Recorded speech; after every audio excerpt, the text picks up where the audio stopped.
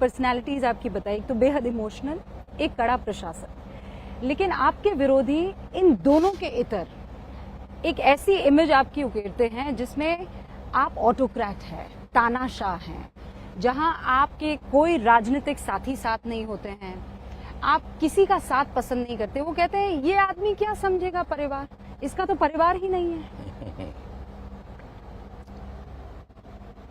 सचमुच में सवाल उनको पूछना चाहिए कि आप देश के लिए निकले हो, परिवार के बाहर कब निकलोगे? ये सवाल उनको पूछना चाहिए। अब कांग्रेस पार्टी का पूरा कैंपेन फैमिली कैंपेन बन गया है। बाकी सारे दल इंडिया अलायंस के हैं। आप तमिलनाडु देखिए, परिवार कैंपेन कर रहा था। आप कर्नाटका देखिए, परिवार कैंपेन कर रहा था। आप आंध्र देखिए, परिवार कैंपेन कर रहा था। आप तेलंगाना देखिए, परिवार कैंपेन। आप उत्तर प्रदेश देखिए, 2 परिवार कैंपेन कर।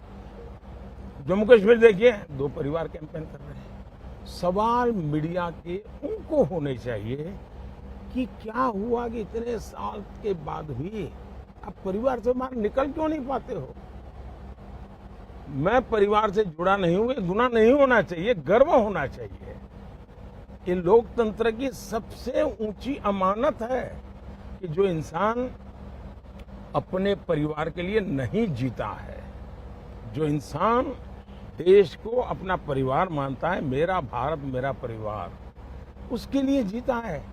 अब ये क्वेश्चन मार्क लग जाए तब मुझे होता है कि क्या इरादे होंगे।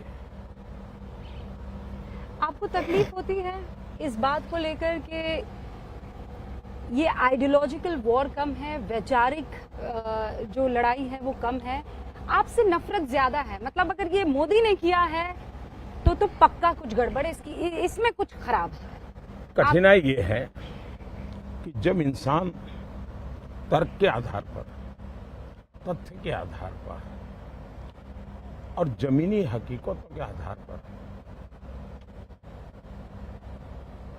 पूरी प्रकार से निराश हो चुका है, होता है, कुछ हाथ नहीं लगता है, तब वो टेबल पर छाड़ता रहता है, चिल्लाता रहता है, अनाप शनाप बोलता रहता है। अब मेरे सामने 2 रास्ते हैं कि जो हो हल्ला हो रहा है मैं अपना ध्यान उसमें केंद्रित करूं कि मैं जिस संकल्प को लेकर के चला हूं मैं अपने आप को वहां समर्पित करूं। तो मैंने अपने आप को अपने संकल्पों के लिए समर्पित कर दिया है और मैं योगा का इंसान हूं। मैं ध्यान को जीता हूं, मैं ध्यान करता हूं, इसलिए मैं ध्यान को जीता हूं। और इसलिए कितनी ही कोलाहल के बीच में मैं अपने आप को निर्विकल्प, निराकार संकल्प के साथ जुड़ा हुआ है, चला जा रहा हूं। मुझे आपको ये एहसास नहीं, मतलब आपको सच में तकलीफ नहीं होती? आप वाहिद ऐसे शख्स हैं पॉलिटिकली जिसको इतना कोसा गया है, और ये अतिशयोक्ति नहीं है जब मैं आपसे कह रही हूँ। मतलब आप किसी भी पर्सनालिटी को सोचिए तो उसको विपक्ष की तरफ से ऐसे नहीं कोसा गया जैसे आपको कोसा गया है। हमारे शास्त्रों में कहा है कि निंदक नियरे राखिए, और मैं ये साफ मानता हूं अगर इतने आलोचक न होते, टीवी मीडिया का वो जमाने में थोड़ा कम था, लेकिन जो भी बैठे थे वो एक विचारधारा से प्रेरित लोग थे, वेस्टेड इंटरेस्ट ग्रुप से जुड़े हुए थे, तो उन्होंने सोचा कि आदमी को गालियां दे दे करके हम इस पूरे एक इंस्टीट्यूट को और पूरे एक विचार प्रवाह को ही तबाह कर देंगे। ये भूल गए कि उन्होंने ऐसा करके मुझे बहुत बड़ा बढ़ा दिया, वरना मुझे कौन जानता था ये गालियों देने के कारण। और इसलिए मैं आपको आश्चर्य, मैं गुजरात में पब्लिक मीटिंग करता था ना, हाँ। तो मैं पूछता था कि कोई काले झंडे वाला आया है कि नहीं आया है। तो फिर वो मेरे सामने, मैंने कहा भाई 2-4 काले झंडे वाले लाइए, तभी तो कल अखबार में आएगा कि मोदी जी ने इतना बड़ा कार्यक्रम किया। मैंने कहा एक लाइन नहीं छपेगी, 2-4 काले झंडे वाले रखो भाई, क्योंकि मेरा पॉजिटिव प्रचार संभव ही नहीं है। तो मैंने कहा कोई नेगेटिव वाला आ जाएगा तो कम से कम ये खबर आएगी कि मैं मोदी उस गांव में वो कार्यक्रम कर रहा था, क्या कर रहा था वो भी नहीं आएगा, तो फिर कोई सोचेगा। एक बार मेरे यहाँ कुछ लोग आए गुजरात में, हाँ। वो कह रहे वो मिठाई विठाई लेकर के आए और मेरे 40-50 गांव के प्रधान आ गए, बोले हमारे गांव में 24 घंटे बिजली हो गई, तो हम आपको सम्मान करने आए। हाँ। मैंने कहा झूठ बोल रहे हो, 24 घंटे बिजली हो ही नहीं सकती। नहीं, बोले हो गई है। मैंने कहा बताओ किस अखबार में छपा है, किसी टीवी में आया क्या? नहीं, बोले वो अखबार में तो नहीं आएगा। तो मैंने कहा आपकी बात मान लो, बड़े मान लो। चल, मैंने कहा चलो मिठाई खिलाओ। तो मैं इन चीजों से निकला हूँ, तो मैंने इसका आनंद लिया है। हम एक कार्यक्रम कर रहे हैं मोदी जी, न्यूज 18 इंडिया का वो कार्यक्रम है मोदी वतन मुसलमान। हम ज्यादातर उन जगहों पर जाते हैं जहां पर मुस्लिम मतदाता भारी संख्या में है।